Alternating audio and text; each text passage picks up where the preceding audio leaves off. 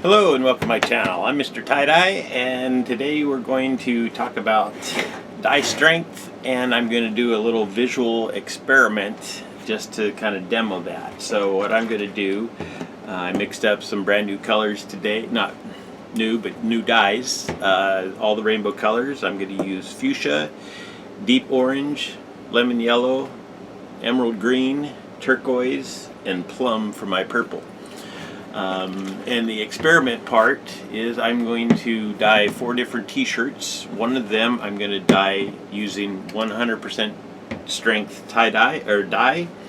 The next one I'm going to water it down by 1/4, so it'll only be 3/4 strength. So I already put some water in there, and then I'm going to fill the rest of the bottle up with dye. Then half strength, and then 1/4 strength. So we're going to do 4 different t-shirts and batch them for the same length of time. Basically, the only difference will be the amount of time that it takes to dye them. So I'll dye the ones that have the weakest dye on them first, and the 100% last. So we'll do that little experiment, but first I just wanted to talk a little bit. I do have a dye mixing video that I put up when I first started doing videos, and I hold to that. You need to really kind of find your own perfect mixture. I see a lot of questions, about what's the exact right. I don't think there's an exact right for anybody. That's overall for everybody. I think everybody can find their own dye strength. So for me, I put for 32 ounces of dye, I will put in 2 heaping tablespoons of dye. So that means they're coming up above, they're not rounded off. A flattened off tablespoon is 3 teaspoons. So a scooped up one is going to be between 4 and 5 teaspoons. So basically I'm putting about 8 to 10 teaspoons of dye in the bottle. In most of my colors, Dharma has a chart with little stars on there that tells the strength, and you can go by that. Me personally, I just like to kind of find my own strength. I know, like for my emerald green, I'll use a little bit of extra dye on that one. Fire red, I use a little bit extra. With my black, I will use twice the amount of dye as I do the rest of those. And like I say, that's in my initial dye mixing video.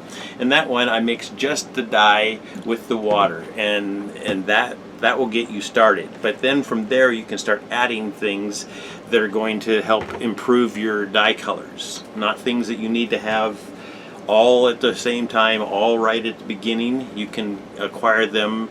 For my first few years, I used just dye and water, and then eventually I started using urea.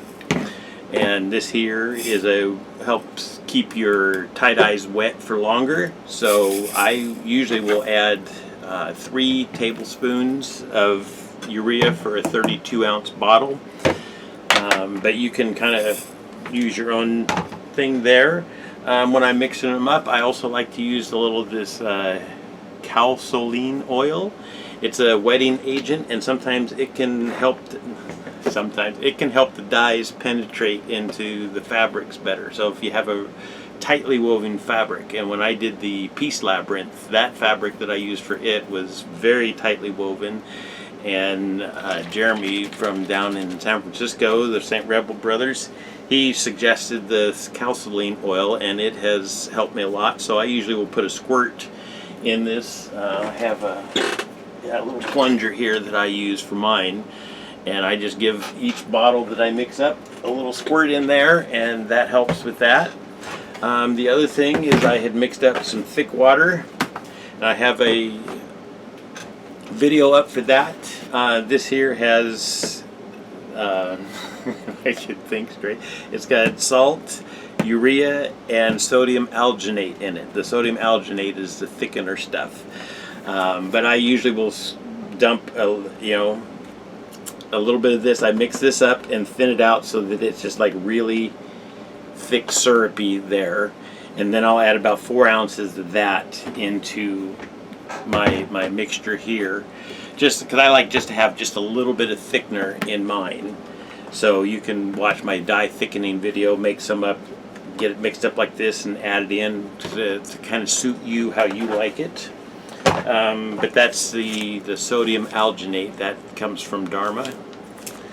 So I blend all that up. I use an immersion blender to blend my dyes, and then when I'm all done, then I will pour them through a fine mesh filter, so it has a really fine screen here. And what that's going to do is get all of the little fine particles that didn't dissolve and keep them from going into your bottles, because then they can clog.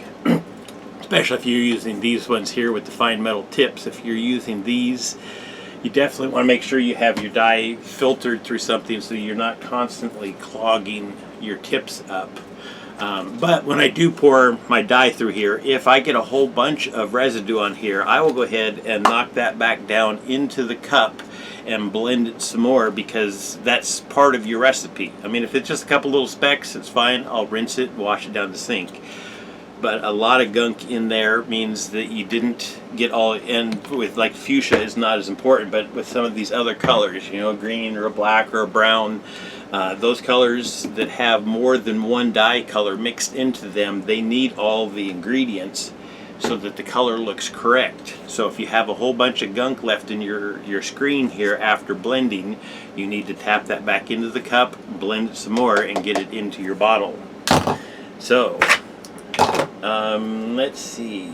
Oh yes, so the next part, like I say, is I'm going to mix these out. I think, did I already show you that? Yeah, I have the water in there. So basically what I'm going to do is fill this one up with full strength, and then these ones will all be watered down a little bit, and then I'm going to set up, dye up 4 shirts, and I'll use all 6 colors on them, batch them, and then we'll see the results at the end. So why don't you guys stay tuned while I get all this stuff mixed up.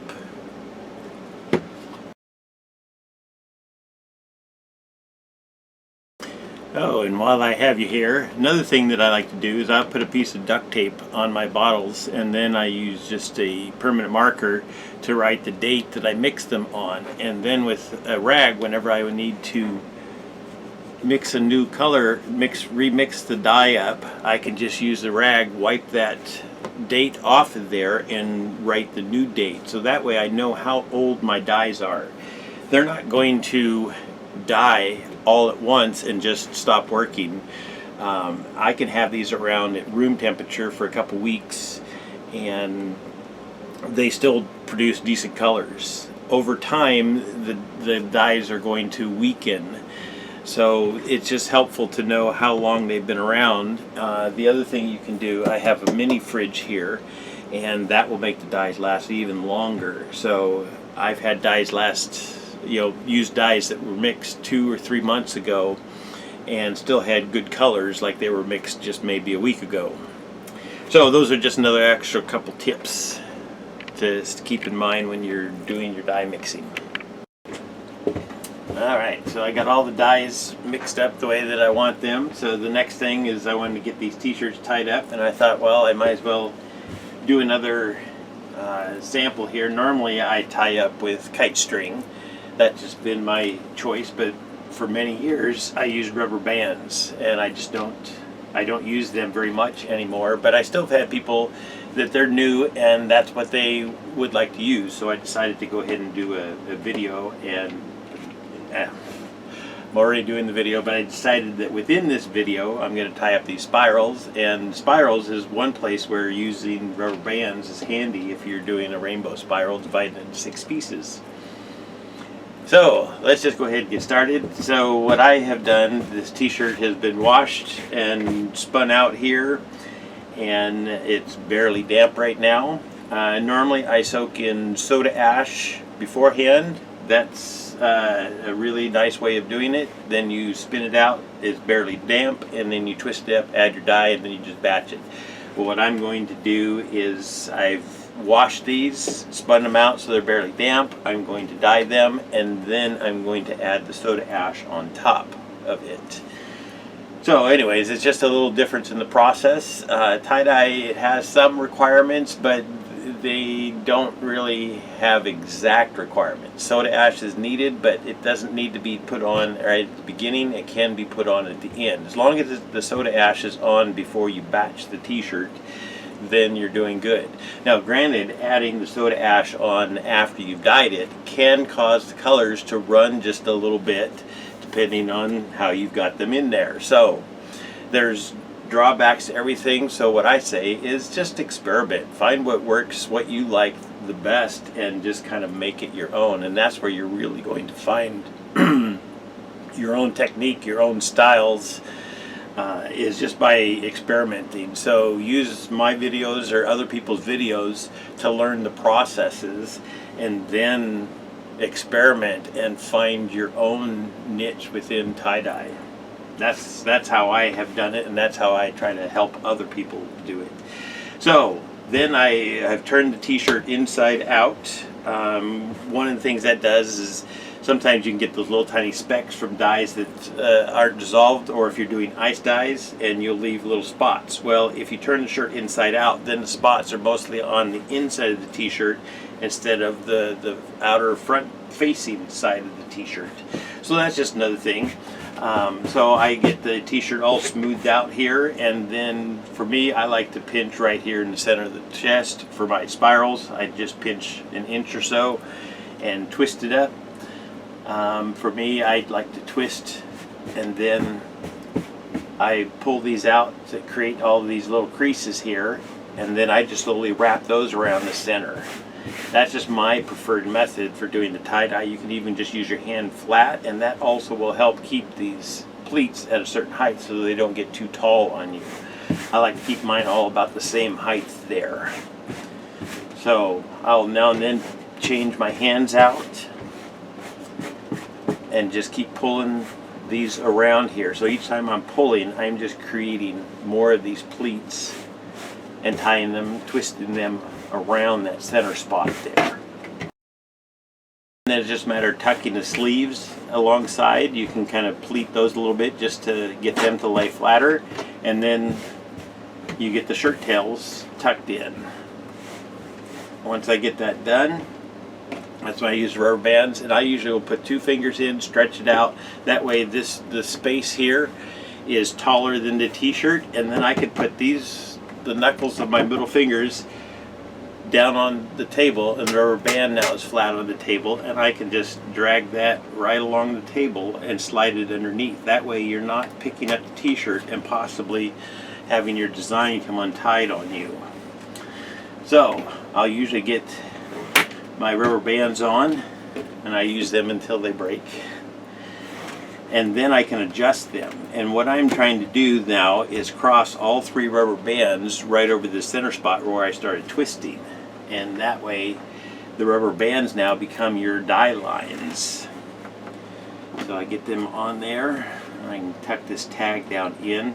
I wrote on my tags, because I'm doing 4 different shirts, this one here says 25% on the tag there, meaning that's the one that's going to use the tie-dye that's been watered down the most. It only has 25% dye and 75% water, or well, full strength dye of how I mixed it. That's, anyways, I think you guys understand that. But that way at the end I will know which t-shirt was which in my process here of this experiment. Now I'm just going around and adjusting these rubber bands to get them all just right where I want them. And this tag, like I say, you can kind of tuck it down inside. I use my cuticle pusher and just open up the folds just a little bit, and then I tuck that right down inside to get it out of my way.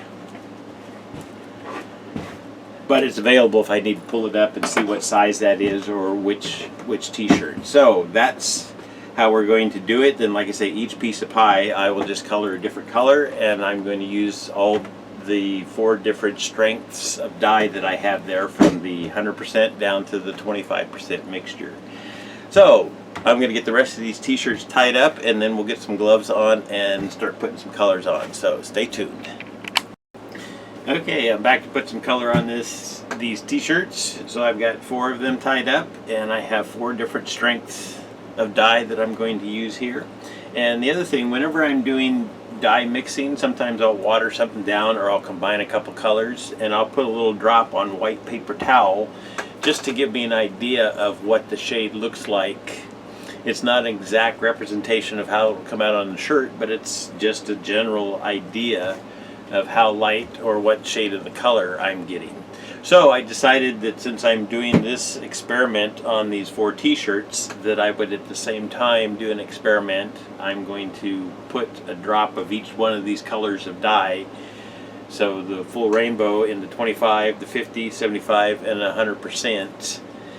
So I'll fill this up, and then I will save this, and then after I've done the washout, then we'll do a comparison of all the colors of drops of dye and what they actually look like on the t-shirt, just so we know how close we are there. So that's another thing that you can do just to give yourself a general idea of what you're working with.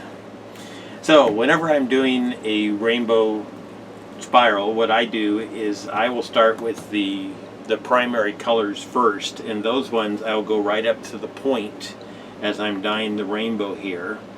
Put my colors in, just color the whole piece of pie, the whole triangle, whatever you want to call it. And then I will go for my next primary. I'll skip one space because that's where the orange one goes, and I'll do the same thing with this one, right up to the point. Color the whole thing. I'll usually poke my bottle down inside just to make sure, get dye all the way down in there. Then I'll take my last primary, skip one more space, and once again I color right up to the point. With the rainbow, what this is doing is it's taking the 3 primary colors and allowing them to do their own mixing right up here at the point.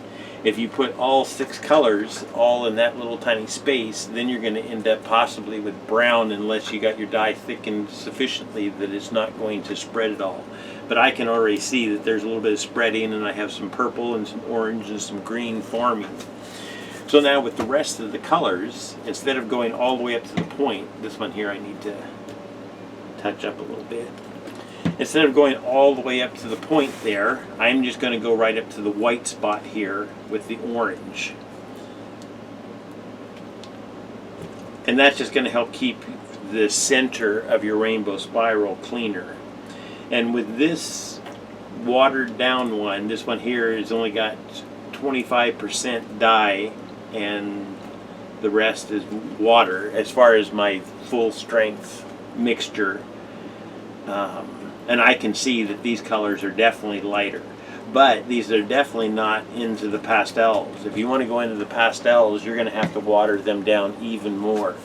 But it's an easy thing to do. You can take full strength dye that's mixed up and just experiment, and you can even find, I don't have any of them handy, but Dharma also makes some little 2-ounce bottles, and you can mix just little tiny quantities at a time just to do your experiments. You don't have to mix a full big bottle until you have an idea of what the mixture is going to be.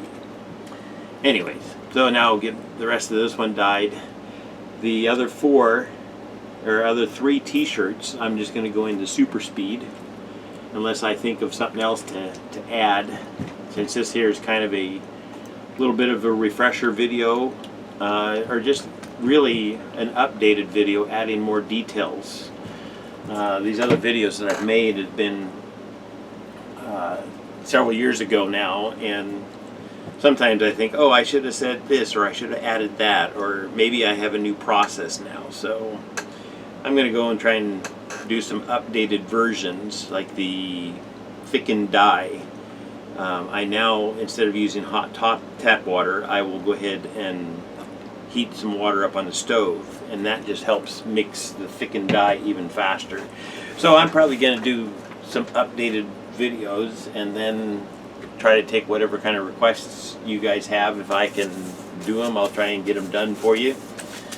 But for now, I'm going to get the rest of these dyed. You don't need to see each one of them dyed because they're going to be done the same way, just with a different strength. But I will come back when I add the soda ash, just so you can see that process. So I'll be back in probably 2 seconds. Okay, a couple things. So I got all my drops. It's something that I can see the difference. Like if I look at the turquoise here and there, I can see the progression of it getting lighter. But to get into pastels, like I say, you would need to water these down much more. But I at least wanted to show you what that looks like, and then once we get the results of the t-shirts, then we'll compare that again and see just how it looks. But for now, I got these all dyed, and I'm going to add some soda ash. So the way that I usually will do it is I have a bottle with soda ash in it, and I've just cut the top. Let's see if you can see. Yeah, there you go. I cut the top just a little bit wider so a bigger string comes out, and I usually just will go over it just real quick and coat it. And if it's a thick t-shirt that's been tied tightly, then I will let it sit for a while, and then I'll flip it over and dye the other and coat the other side. But these are thin, just spiral tied t-shirts. They're loose, so I don't feel like I need to flip them over. I think that would oversaturate them. When I go over this, I have them sitting on a rack, so the excess liquid is going to drip out. So I just quickly go over and I just coat the whole thing.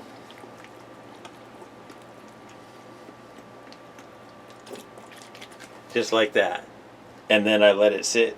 And sometimes, like I say, I will flip it over and look and see. And if it looks too dry on the bottom, then I'll coat the bottom side. But these ones I think are going to be plenty from just one good coating here. So I'm going to do the rest of these. So this is an 8-ounce bottle of soda ash, and I used a little more than half of it. So I don't have an exact amount that I use. Like I say, I do what kind of works for me, and I find my own niche here, and that's what I recommend for you.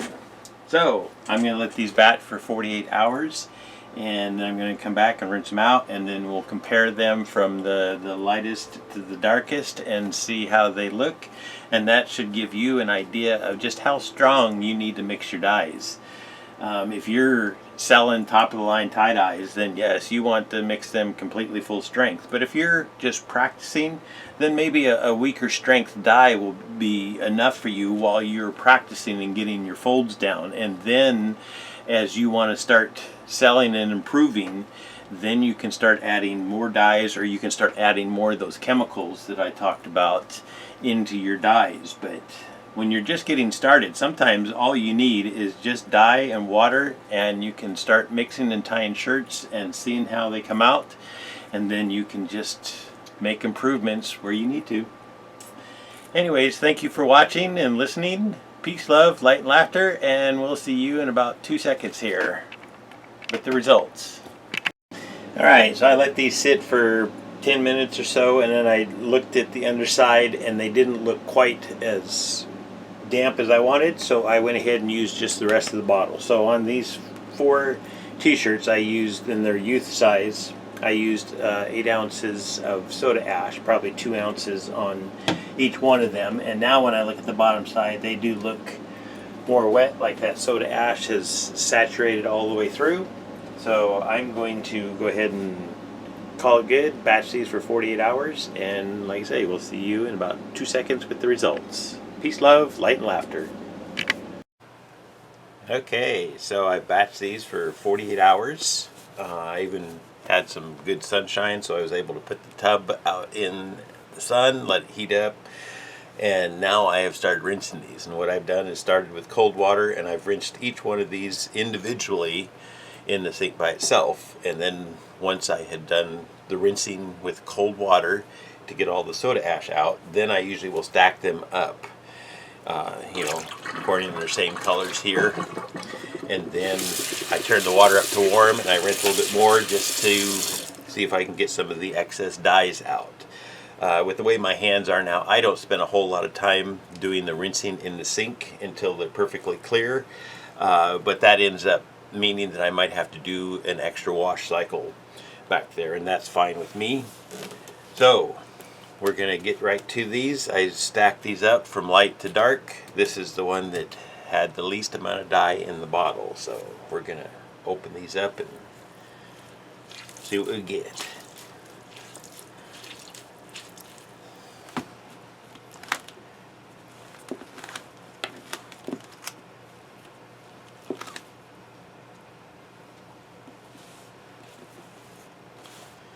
Okay, I can already tell that all my colors are much lighter than normal, but like I say, the darkness of the color is going to depend on each person, how dark or light, bright they like their colors. So this is just giving you an option to maybe use more dye or less dye in your things.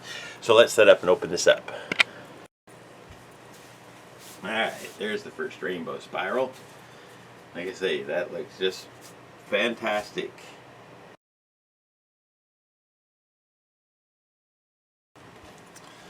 Alright, this is the 50% dye. So, and I can see the colors a little bit darker on that one.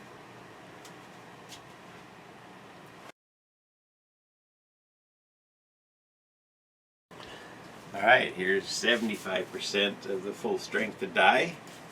So each one I can see it darkening up just a little bit more.